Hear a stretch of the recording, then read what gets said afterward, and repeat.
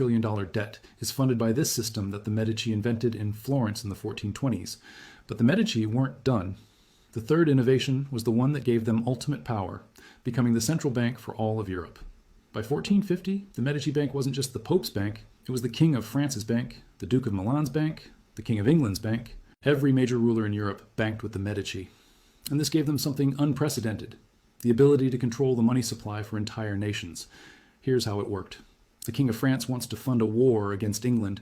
He needs 500,000 gold EQs immediately, but tax revenue won't come in for months. He goes to the Medici Bank in Lyon and asks for a loan. The Medici agree, but with conditions.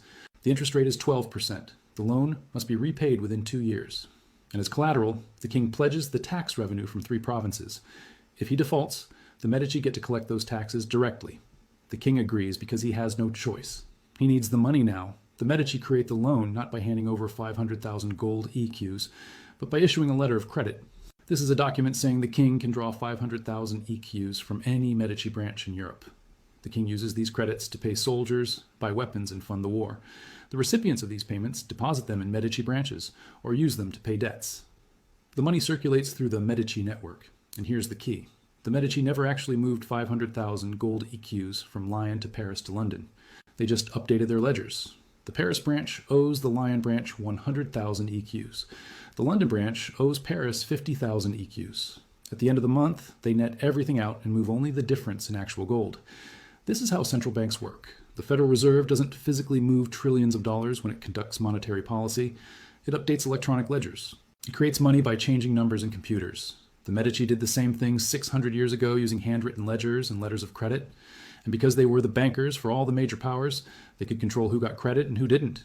If the King of France wanted a loan but the Medici didn't approve of his war, they simply refused. Without credit, the king couldn't fight. The Medici didn't need armies. They controlled European geopolitics through access to credit.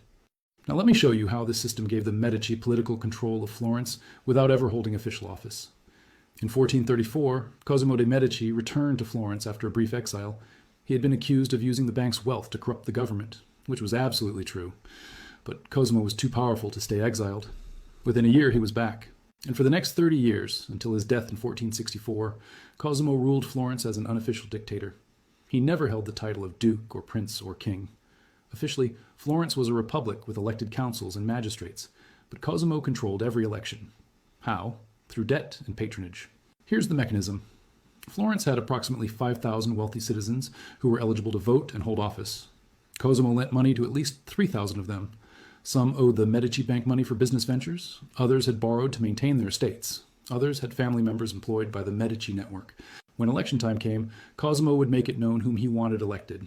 And the 3,000 men who owed him money voted accordingly. Because if you didn't vote the way Cosimo wanted, your loans might be called in early. Your line of credit might be reduced. Your son might lose his position at a Medici business. Cosimo never threatened anyone directly. He didn't need to. The threat was implicit in the debt relationship. If you owe someone money, you do what they want. This is power through financial leverage. And it was far more effective than ruling through force, because people who are controlled through debt think they're free. They elected their own leaders. They had a republic. They weren't subjects of a king, but every leader they elected was someone Cosimo approved. This is the same mechanism by which modern financial institutions control governments today. When a country owes the IMF or World Bank billions in debt, that country does what the IMF wants. Austerity measures, privatization, specific economic policies, not because the IMF has an army. Because the threat of cutting off credit is worse than any military threat. The Medici understood this in 1434, and the system hasn't changed. Let me show you the specific ways Medici innovations connect directly to modern financial mechanisms. Your mortgage is fractional reserve banking. When you borrow $300,000 to buy a house, the bank doesn't have $300,000 in a vault. They create that money by issuing you a loan. You sign a promissory note. They credit your account with $300,000.